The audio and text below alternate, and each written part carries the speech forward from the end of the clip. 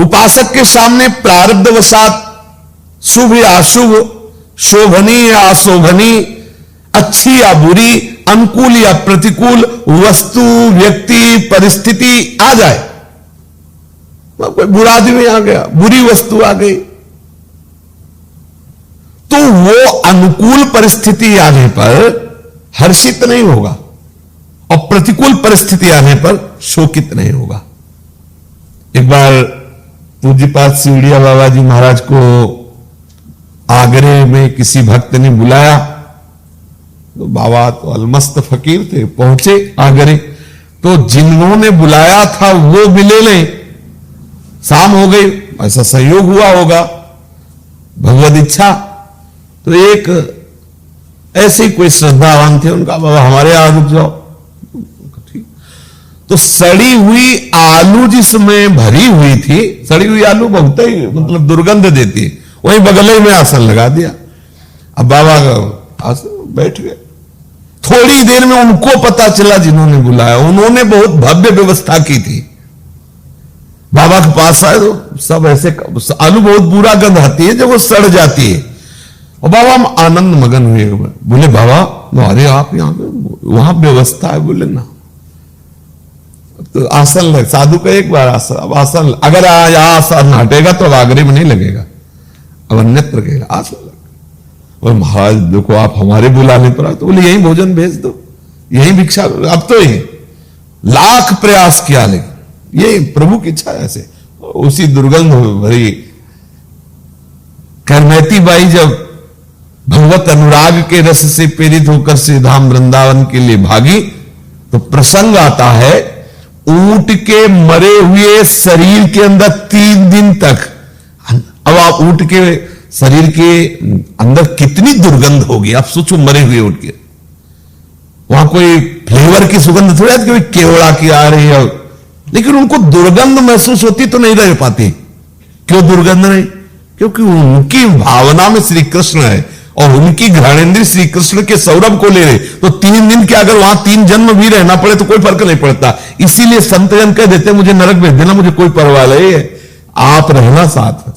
यत्र यत्र मम जन्म कर्म भीर नारके परमे पदे थवा राधिका रति निकुंज मंडली तत्व तत्व हृदय में। हे स्वामी, जो आप परिकर से हमारे हृदय में रहो, चाहे परम पद में भेजो चाहे नरक में भेजो।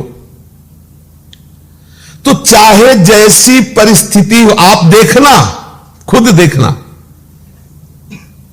जब आपके हृदय में परम कृपालु श्री लाडली जी के शीतल चरणारविंद का चिंतन होगा, और वो होगा अपनेपन से हमारी लाडली जी, और मुख में राधा नाम होगा, तो चाहे जितनी तपती हुई धूप हो, आपकी शीतलता को तनिक भी ताप नहीं पहुंचा सकती। और आपका हृदय वासना से जल रहा, तो चाहे जितनी शीतलता के रूम में बैठे हो, वो आपके हृदय में शीतलता नहीं पहुंचा सकती। इसीलिए जिसकी बुद्धि स्थित है कहां? प्रियालाल में, उसको कोई भी प्रतिकूल व्यक्ति, प्रतिकूल परिस्थिति, अशुभ संयोग विचलता नहीं पैदा कर सकता, और शुभ अनुकूल उसको कोई सुख नहीं दे, क्योंकि वो इन सबसे नहीं सुख ले रहा, वो सच्चिदानंद एक रस जो है, एक रस जो प्रियालाल है, उनसे सुख, उनसे अपनापन किए हुए है। अनुकूल परिस्थिति को लेकर मन में जो प्रसन्नता आती है, और वाणी से भी प्रसन्नता प्रकट की जाती है, बाहर से भी उत्साह प्रकट किया जाता है। जैसे मान लो कोई विजय हो गई, या आपके अंदर आकांक्षा थी पुत्र हो जाए, पुत्र हो, तो उत्सव नहीं मनाते, और वाणी से भी प्रकट करते हैं, और शरीर से भी चेष्टा प्रकट करते हैं, और अभिनंदन करते हैं। लेकिन जो स्थित प्रज्ञ है, या स्थित प्रज्ञ की तरह, मतलब बुद्धि भगवत चरणारविंद में लगी हो, तत्काल सोचेगा लड़का हुआ पता नहीं कितनी देर जिएगा कि नहीं जिएगा, इसमें क्या नाचे, नासवान शरीर है, पता नहीं कितने मिनट रहेगा, इसमें क्या उत्सव मनावे। उधर थाली बज रही, इधर तैयारी हो रही ले जाने की, पता नहीं। मरण धर्म है, गर्भ ही में नष्ट हो जाए, बाहर नष्ट हो जाए, 2 वर्ष से, इसके लिए क्या उत्सव? वो गंभीर रहेगा। बड़े से बड़े शुभ के अवसर आने पर भी उसके हृदय में हर्ष नहीं हो, आनंद बना रहता है। बड़ी से बड़ी शोक की परिस्थिति आने पर, जैसे श्रीवास के घर में उनका पुत्र पधार गया, और महाप्रभु चैतन्य देव कीर्तन कर रहे, दासी ने आके कान में कहा कि पुत्र पधार गया। उनका ये बात अगर महाप्रभु के कान में पड़ गई तो ये जो कीर्तन का आनंद है ये भंग हो जाए। उन्होंने कहा कि अगर आपने एक भी शब्द कहा या कोई उपासक भक्त सुन पाया तो अपने प्राण त्याग देंगे, क्योंकि हम महाप्रभु के सुख में बाधा नहीं डालना चाहे और आनंद होकर के नृत्य कर रहे हैं। कोई आप बताओ किसी का लाडला अकेला पुत्र हो और ये सूचना मिल जाए कि वो पधार गया और वो मंजीरा लेके उन्मत्त होकर नाचे कि कीर्तन नहीं बंद होना चाहिए, समझ, ऐसा कोई बोलेगा? लगेगा कि अरे इससे बड़ा दुर्भाग्य क्या हो सकता है कि कीर्तन भगवान का हो रहा है और इतने इतने बड़े महापुरुष है, फिर भी हमारा लड़का मर गया, मतलब कोई फल नहीं है कीर्तन का। मतलब आप देखो, अगर बुद्धि स्थित नहीं है, अगर पुत्र से अपनापन है, समझना, संबंध स्वीकृति पुत्र से है, तो साक्षात प्रभु है, सर्वसमर्थ महाप्रभु चैतन्य देव प्रभु ही है। आचार्य और इष्ट तो केवल कहने को होता है, वही है। प्रेमावतार चैतन्य देव साक्षात प्रभु ही है, प्रियालाल ही है, कोई अंतर नहीं है। तो उनसे अपनापन होने के कारण पुत्र पधारने पर इतना भी शोक नहीं श्रीवास जी के हृदय में। तो जब हमारा अपनापन श्री जी से स्वीकृत हो जाएगा तो ये स्थिति आ जाएगी। वो ना तो किसी की वंदना करेगा, अभिनंदन करेगा, और ना किसी की निंदा करेगा। वही ये शुभ आ गया तो हम इसका अभिनंदन करते हैं, इसको स्वीकार कर, और ये अशुभ है तो इससे हम द्वेष करते हैं, इससे ऐसा नहीं हो। इसीलिए वो महात्मा हर समय आनंद मग्न रहता है, प्रसन्न रहता है। उसकी बुद्धि प्रतिष्ठित है, एक रस है, बुद्धि परमात्म स्वरूप हो जाती है, परमात्म स्वरूप हो गई। जैसे सेवक जी कह रहे हैं कि श्री हरिवंश सुप्राण सुमन हरिवंश गणिजय, श्री हरिवंश सुचित्त मित्त हरिवंश भनिजय, श्री हरिवंश सुबुद्धि, बुद्धि भी हरिवंश हो गई, बुद्धि भी प्रियालाल मैं हो गई। यहां एक रस भगवत स्वरूप बुद्धि हो जाती है। अब ये स्थिति प्राप्त करने के लिए अगर आपको क्या साधन है, जैसे होता ना, क्या साधना है, तो इसके लिए केवल एक ही बात है कि किसी साधन का आश्रय न लिया जाए और सीधे जो स्थिति प्रदान करते हैं उनका आश्रय लिया। तभी सूक्ष्म, ये महापुरुषों का थोड़ा जो इशारा होता है उसको बिना भगवत कृपा के समझा नहीं जा सकता। महाप्रभु श्री हरिवंश चंद्र यू कह रहे, दूरादपास्य स्वजनान सुखमर्थ कोटि सर्वेशु साधन वरेशु चिरम निराशा। सर्वेशु साधन वरेशु, सब जो बड़े बड़े श्रेष्ठ साधन है चिरकाल तक उनसे निराश। एक श्लोक में कहा, वृंदान सर्व महता मपहाय दूराद, बड़े बड़े साध्य साधनों को दूर से छोड़ दो और वृंदावन चलो। क्यों वृंदावन चले? बोले कि राधा नाम तत्व विराजमान है, उसका आश्रय ले लो, उसका स्वभाव है तार देना, सत्तारणी कृत स्वभाव। आश्रय की बात महाप्रभु कह रहे ना, जिस समय आप केवल ये स्थिति प्राप्त करने की भावना आपके अंदर जागृत और लाडली लाल का आश्रय ले लिया, गुरुदेव का आश्रय जोर से ले लिया, बस वहीं से स्थिति शुरू हो गई, उतरनी शुरू हो गई स्थिति।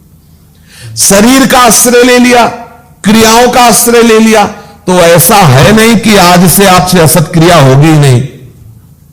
शरीर है, महीना 2 महीना आप एकदम एकाकार चलाने की चेष्टा करेंगे, 5 मिनट में कहीं ना कहीं वो छिद्र हो जाए, फिर आप निराश हो गए। जैसे गैस वायु भरी ना उस ट्यूब में तो फूला और जहां जरा छेद हुआ निकल गई, भरा तो फूला और निकल। अब इससे स्थिति आएगी क्या? कभी तो हम बहुत आनंदित हो गए कि बहुत दिनों से ब्रह्मचर्य जो है ठीक चल रहा है, बढ़िया नियम, और रोज पाठ चल रहा है और रोज परिक्रमा चल रही, बुखार हुआ, खान पान बिगड़ा, दवाइयां गई, ब्रह्मचर्य खराब हुआ, शरीर अस्वस्थ हुआ, परिक्रमा नहीं गए, पाठ नहीं गए, भजन नहीं, अब क्या? बोले अब तो हम बेकार हो गए, अब तो कुछ नहीं। स्वस्थ है तो परिक्रमा दे रहे, अस्वस्थ है तो हमको वही मिलेगा जो मिलना है। हम क्रियाओं, उस दिन चर्चा ये कि हम क्रियाओं के परिणाम में श्री जी को प्राप्त करने की बात थोड़ी मन में लाए हैं, श्री जी से श्री जी की प्राप्ति कर। हमारे साधन भी श्री जी और हमारे साध्य भी श्री जी। इस सूक्ष्मता की, काहू के बल भजन को काहू के आचार, व्यास भरोसे कुंवर के, सो इसको मतलब समझना होगा। यदि आप अपनी बुद्धि को प्रतिष्ठित करते हैं कि मेरे प्रियालाल, ये स्थित करना है, केवल कह दिया वह फिर मैं शरीर हूं, इसी में सब बार बार आपको लाना है मेरे प्रियालाल, मैं तो प्रियालाल का हूं ना। तो आप निश्चित समझ लीजिए, प्रभु कह रहे मय्येव मन आधत्स्व मयि बुद्धि निवेश है, तो निवसस्यसि मय्येव, तू मेरे में निवास करेगा, मेरे में। अत ऊर्ध्वं न संशया, यही तो खास बात है, अत ऊर्ध्वं न संशया। उसकी बुद्धि प्रतिष्ठित है, एक रस है, एक रूप है, जिसने ये स्वीकार कर लिया उसके हृदय में ऐसी बात आने लगती है, मुझे अन्य से कुछ नहीं, मेरे प्रियालाल है, मेरे सुख का, मेरे आनंद का, मेरी उन्नति का, मेरे परम पद का, जो भी वो प्रियालाल है। प्रियालाल ही हमारे साधन है, प्रियालाल ही हमारे साध्य है, ये बात समझ में आ जाए। साधना अवस्था में जो उसकी बुद्धि व्यवसायत्मिका थी, अब वो अटल हो गई प्रभु में, क्योंकि पक्का समझ लो, अहम होने के कारण अहंकार विमूढ़ आत्मा करता हमिति मन्यते, मैं ये करूं, ये कवच पाठ करूंगा, ये स्तोत्र पाठ करूंगा, ये करूंगा, तो उसमें संपूर्ण अंतःकरण में करने से पूरा का पूरा भागवतिक नहीं होता, उसमें कुछ रहता, दुर्वासना मम सदा परिकर्षयन्ति। अब वो जबरदस्ती कुछ करवाएगी आपसे, कुछ आप कीजिए, कुछ वो करवाएगी।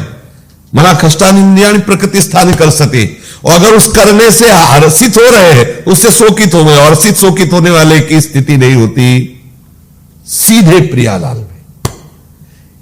ये अभी नष्ट हो जाए तो हम प्रियालाल के हैं, और स्वस्थ है, खूब भजन हो रहा तो प्रियालाल के।